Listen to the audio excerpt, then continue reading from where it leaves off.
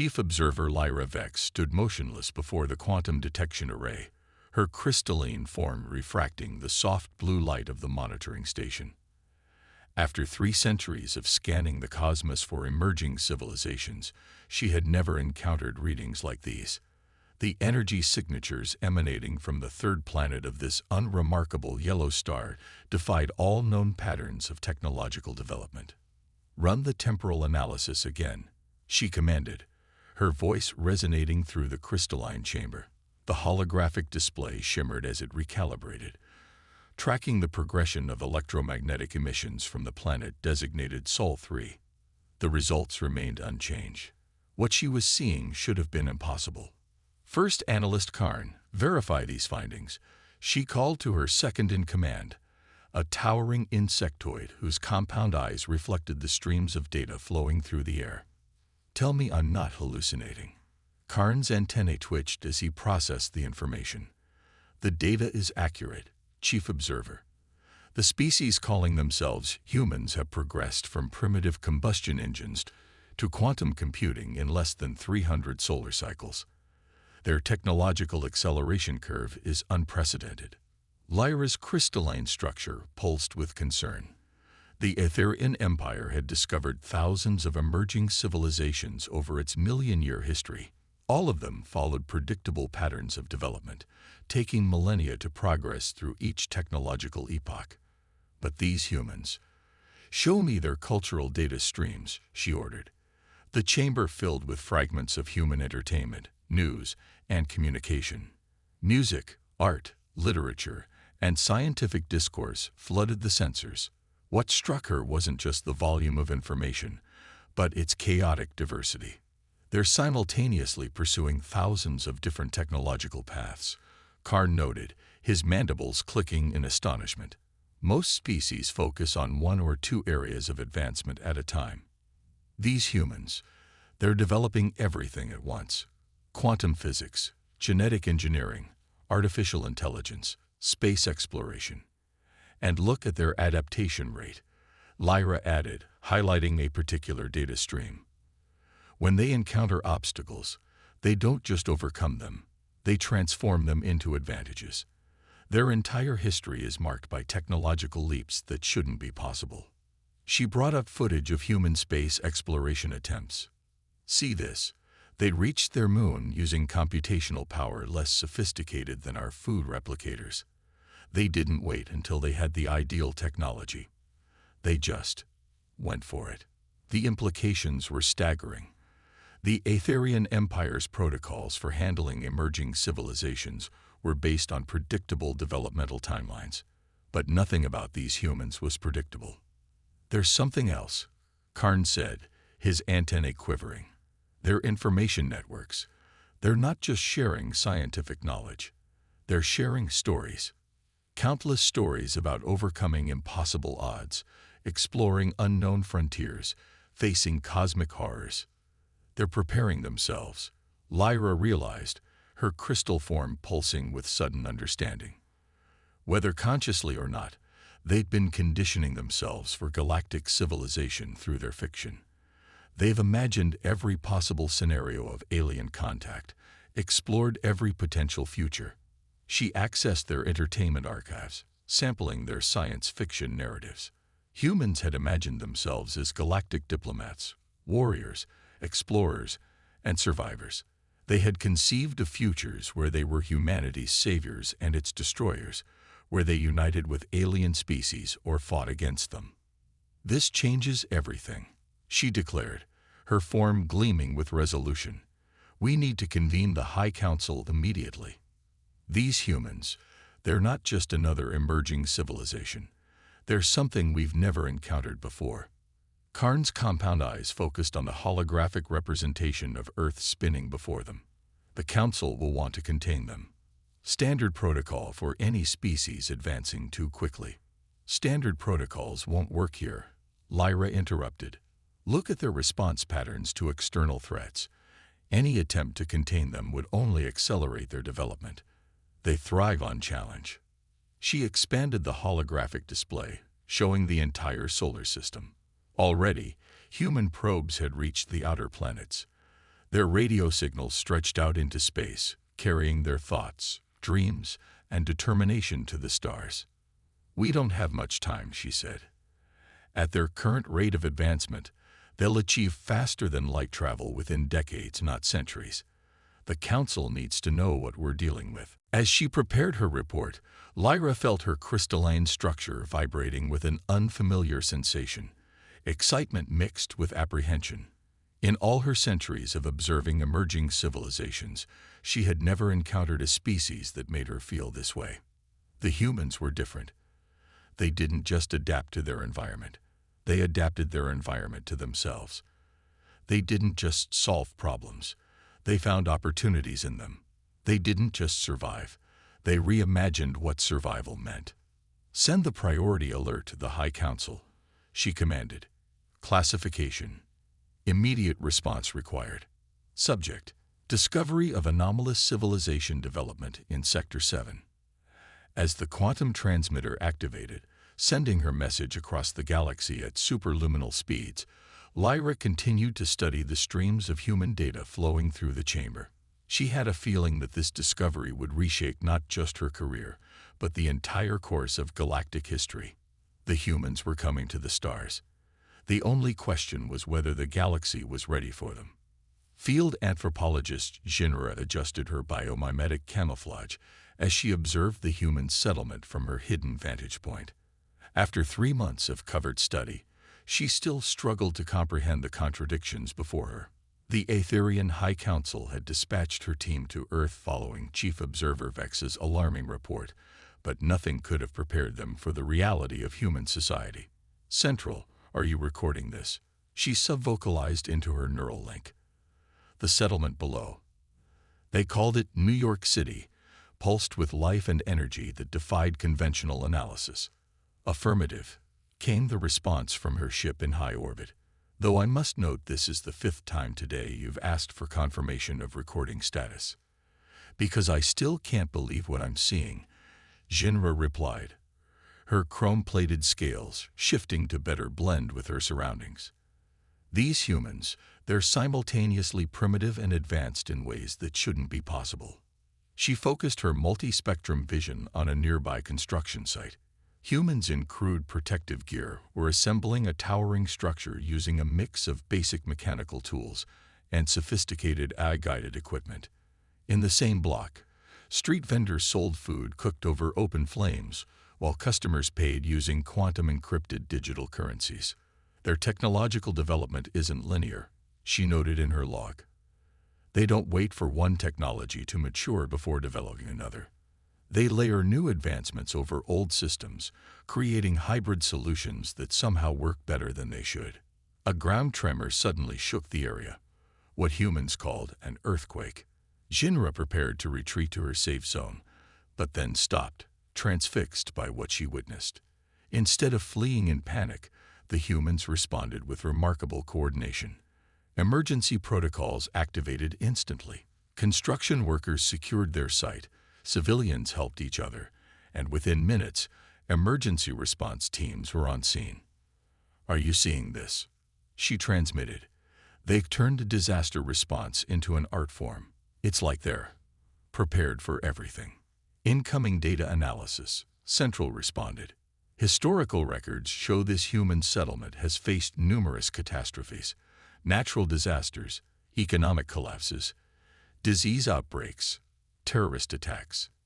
Yet population and development have consistently increased." Jinra moved through the city, her camouflage making her invisible to human detection.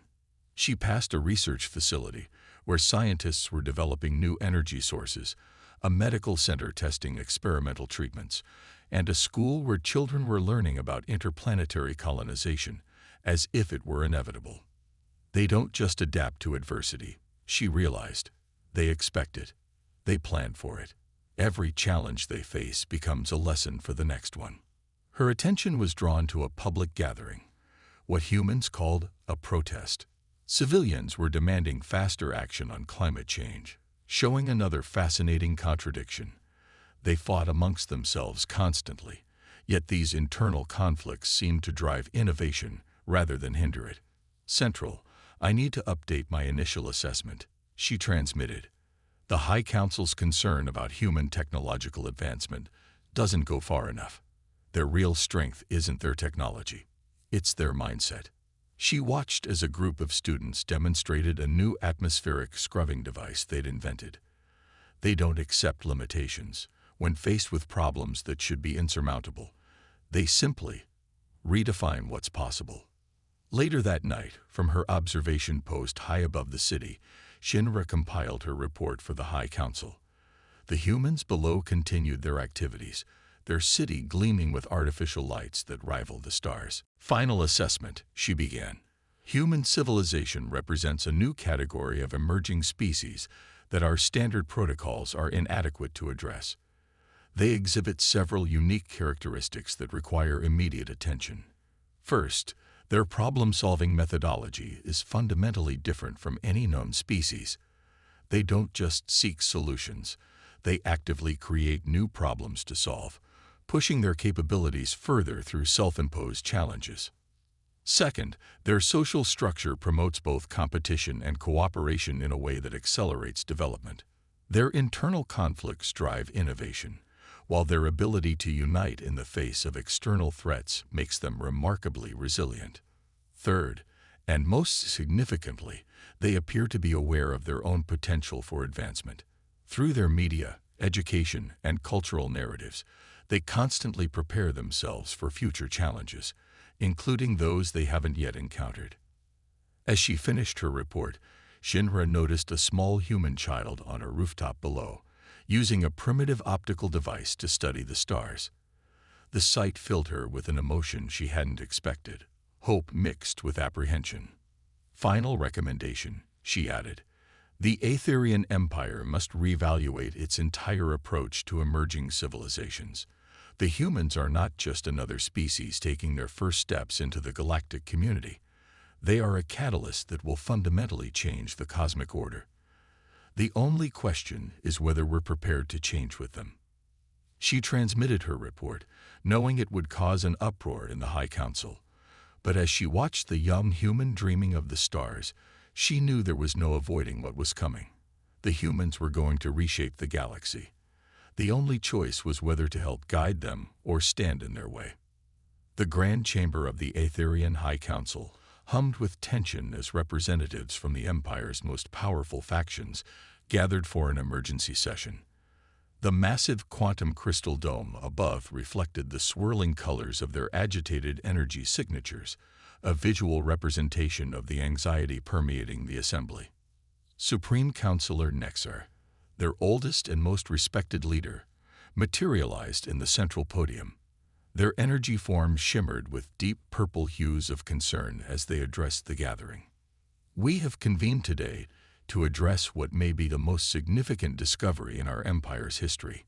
Nexar began, their voice resonating through the quantum field that connected all present. The reports from Chief Observer Vex and field anthropologist Shinra regarding the species known as humans require immediate action. Holographic displays materialized throughout the chamber, showing streams of data from Earth. The assembled counselors watched as humans launched rockets, developed AI systems, and pushed the boundaries of their understanding in countless fields simultaneously. As you can see, Nexar continued, their rate of advancement defies all known models of civilizational development. But more concerning is their approach to existence itself. Defense Minister Kraltex, a being of pure energy contained within a military-grade containment field, pulsed forward. The threat is clear. Their military applications alone show a disturbing pattern. They've developed nuclear weapons, autonomous combat systems, and biological agents that could devastate entire worlds. We must contain them before they reach the stars. Containment would be catastrophic, countered Science Director Ethna, her crystalline form vibrating with intensity. Did you not read Shinra's report? Their response to opposition is to accelerate development. Any attempt to contain them would only push them to advance faster, possibly in directions we cannot predict. The chamber erupted in overlapping voices and energy signatures as factions argued their positions. Some advocated for immediate military intervention, others for diplomatic contact, and still others for continued observation. Nexer raised their energy field, silencing the chaos. We face a fundamental question. Do we treat humans as a threat to be managed or as an opportunity to be embraced? Trade Minister Voxtel, a collective consciousness of quantum-linked minds, projected their thoughts into the shared space. Consider the economic implications. Their market system thrives on chaos in a way we've never seen. They don't just adapt to change. They generate it intentionally. Their startup culture deliberately disrupts established systems to create new opportunities. That's exactly what makes them dangerous, Krelltex countered. They're chaos agents. Look at their history. They've nearly destroyed their planet multiple times, yet they view these brushes with extinction as learning experiences. What happens when they bring that chaos to the stars? A quiet voice cut through the debate. Elder Wisdom Keeper Zara, rarely seen in council meetings, stepped forward. Her ancient form, a complex lattice of light and consciousness, commanded immediate attention. "You're all missing the essential truth," she said, her voice carrying the weight of millennia. "The humans are not just another species to be categorized and managed. They represent something we have never seen before, a species that actively seeks transformation." She gestured, and new images appeared. Human children learning, artists creating, scientists theorizing. Look at how they raise their young. From their earliest years, they're taught not just to accept change, but to create it. Their fiction imagines countless futures. Their art pushes boundaries. Their sciences question everything, even their own understanding of reality. The chamber fell silent as Zira continued. "We've spent 1,000,000 years building an empire based on stability and predictable progress. The humans represent something different, a species that thrives on uncertainty and transforms limitations into possibilities." "Then what do you suggest?" Krelltex demanded. "We cannot simply allow an unpredictable force to disrupt galactic order." "Perhaps," Zyra replied, her form pulsing with ancient wisdom. "Galactic order needs disruption. Our empire has grown stable, yes, but also stagnant. We haven't faced a real challenge in thousands of years. The humans could be exactly what we need, not a threat to be contained, but a catalyst for our own evolution." Nexer absorbed these words, their energy signature shifting through complex patterns of thought. "We must decide soon. At their current rate of advancement, the humans will achieve faster than light travel within decades. Once that happens, containment becomes impossible." "There is another factor to consider," Science Director Ethna added. "The humans are aware of their own potential. Their literature, their entertainment, their dreams. They've been preparing themselves psychologically for cosmic citizenship for generations. When they reach the stars, they won't do so as humble newcomers, but as beings expecting to find their place among the cosmos." The council chamber filled with contemplative silence as the implications sank in. The decision they faced would reshape the galaxy's future. Contains a species that could either destroy or revolutionize their civilization, or embrace them and accept the inevitable changes they would bring. As the debate continued into its 7th hour, one thing became increasingly clear. Whatever they decided, the galaxy would never be the same. The humans were coming, and with them, a new age of uncertainty and possibility. Dr. Sarah Chen stood at the United Nations podium, her heart racing as she addressed the assembled world leaders. The holographic projector beside her displayed what every telescope on Earth had confirmed. An alien vessel had entered orbit, and it was asking to talk. "The signal is clear," she announced, her voice steady despite the historic weight of the moment. "They're broadcasting in multiple frequencies, using mathematical sequences to establish basic communication. But here's what's fascinating. They're using our own space probe signals as a template. They've been studying us." Around the chamber, faces showed a mix of fear, excitement, and determination. Humanity had speculated about this moment for centuries, had played it out in countless stories and simulations. Now that it was here, their response would define their species' future. In high orbit, Aboard the Aetherian diplomatic vessel, Stellar Dawn, Ambassador Thexra watched the humans' reactions through their quantum observation arrays. Despite centuries of diplomatic experience, she felt an unfamiliar sensation: uncertainty. They're broadcasting their response globally, her aide reported. No attempt to hide or control the information. They're letting their entire species witness this moment. Thexra's crystalline form shimmered with appreciation. The High Council's decision to initiate contact had been controversial, but watching the humans' response was validating their choice. Instead of panic, the species was showing remarkable adaptability. "Begin the descent sequence," she commanded. "Let's see how they handle a closer approach." On Earth, military installations worldwide tracked the alien vessel's movement. Fighter jets scrambled, missile systems activated, but no one fired. They had practiced this scenario, had planned for it. Now they executed those plans with professional precision. The landing site had been prepared in neutral territory, a specially constructed facility in New Zealand.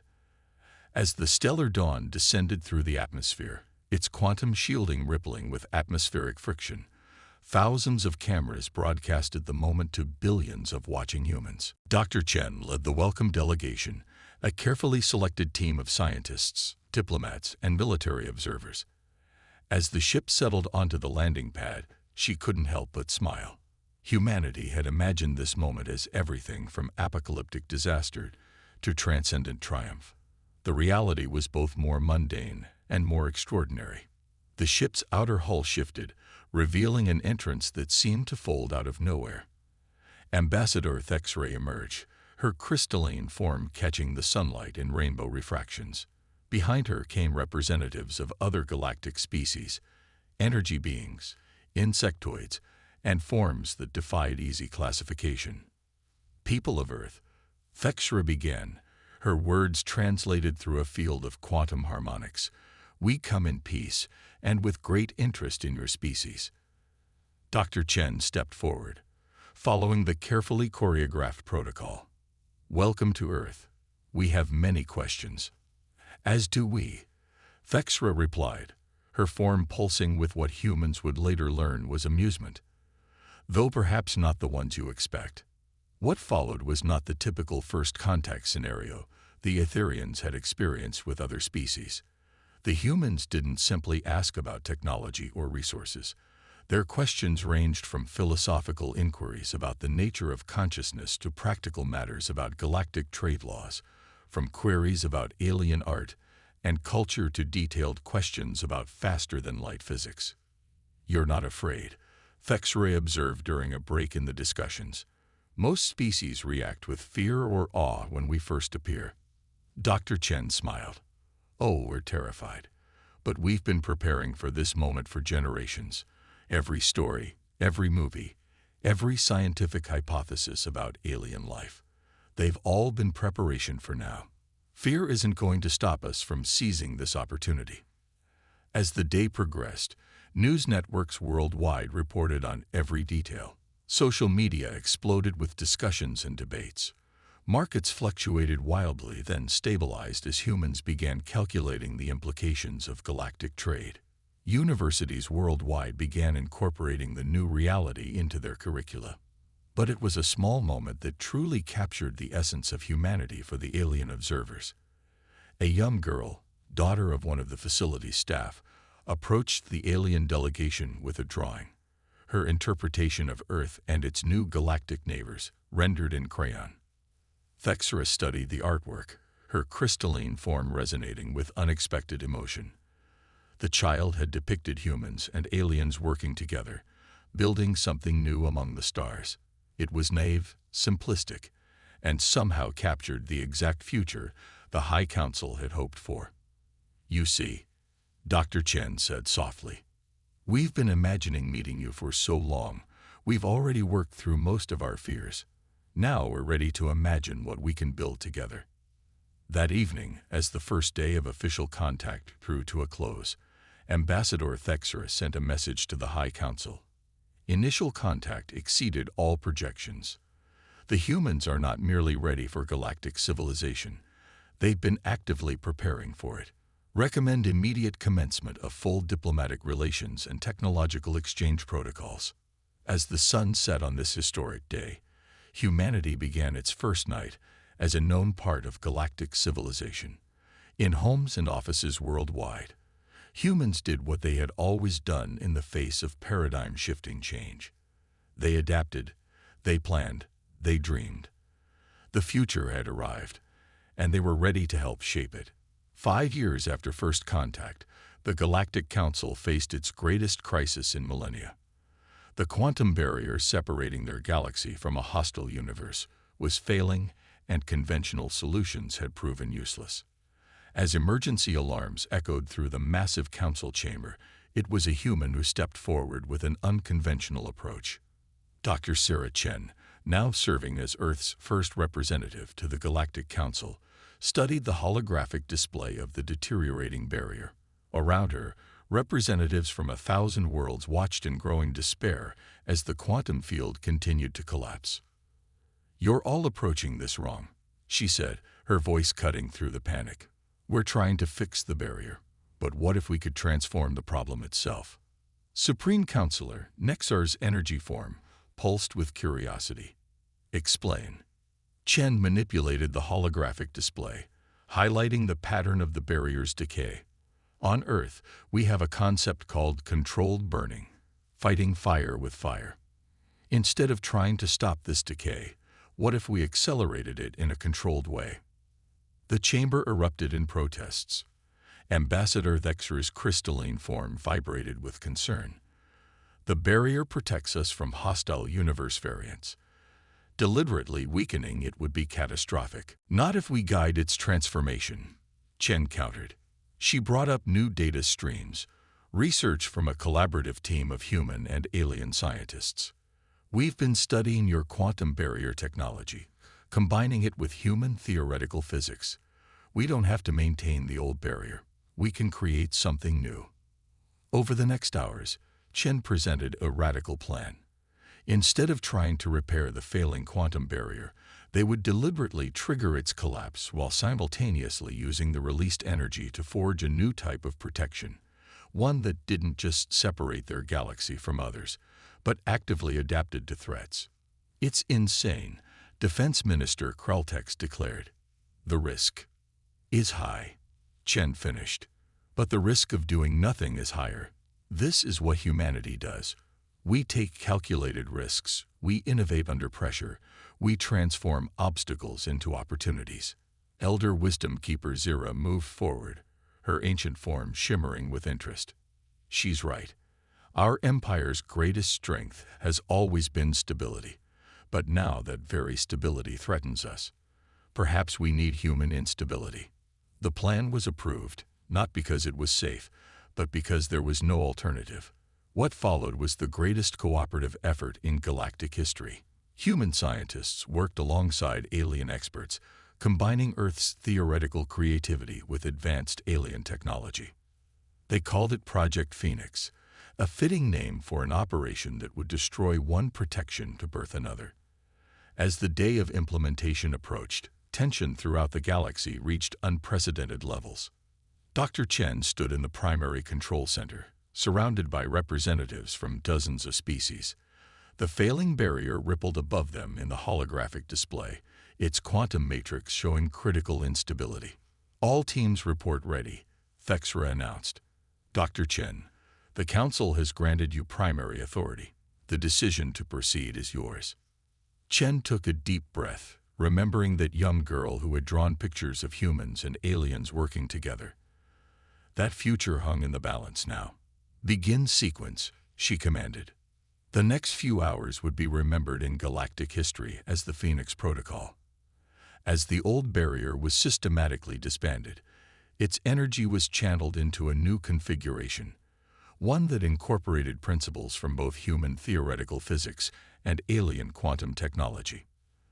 There were moments of terror as the protection briefly failed, moments when hostile universe variants began to bleed through. But the new barrier responded exactly as theorized, not just blocking the intrusions but adapting to them, learning from each attempt to breach it. When it was over, the galaxy had something unprecedented, a living quantum shield that could think, adapt, and evolve. It was neither purely human technology, nor purely alien, but something new born from the combination of both.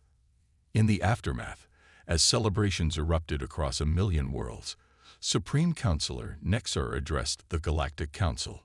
Today marks not just the salvation of our galaxy, but the birth of a new era. The humans have proven what some of us hoped and others feared. They do not merely adapt to the galaxy, they transform it. Their gift is not just solving problems, but reimagining what is possible.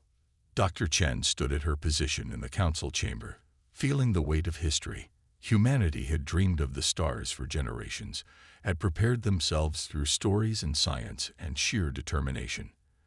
Now they were here, not just as participants in galactic civilization, but as catalysts for its evolution. The barrier crisis is over, Nexar continued, but its lesson remains. The galaxy needs stability and chaos, preservation and transformation, ancient wisdom and new perspectives. We need both the Aetherian Empire's order and humanity's creative instability. As the council session ended, Chen received a transmission from Earth, children's drawings from schools worldwide, showing their visions of the new barrier protecting their galaxy.